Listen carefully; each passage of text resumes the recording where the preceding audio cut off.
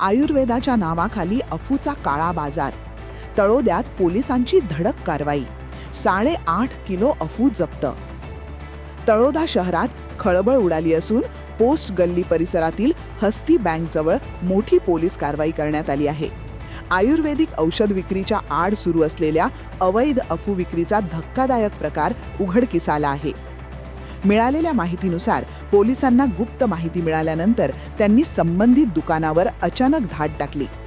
या कारवाई दरम्यान दुकानातून तब्बल 8.5 किलो अफू जप्त करण्यात आल्याची माहिती समोर आली आहे. याचे बाजार मूल्य लाखांमध्ये असल्याचा अंदाज व्यक्त केला जात आहे. या प्रकरणी दुकान मालक शब्बीर बोहरी याला पोलिसांनी ताब्यात घेतले असून त्याच्याकडे कसून चौकशी सुरू आहे.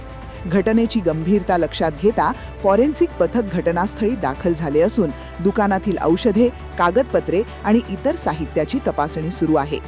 दरम्यान या दुकानातून केवळ अफू विक्रीच नव्हे तर आणखी काही बेकायदेशीर व्यवहार सुरू होते का याचाही पोलिसांकडून सखोल तपास केला जात आहे.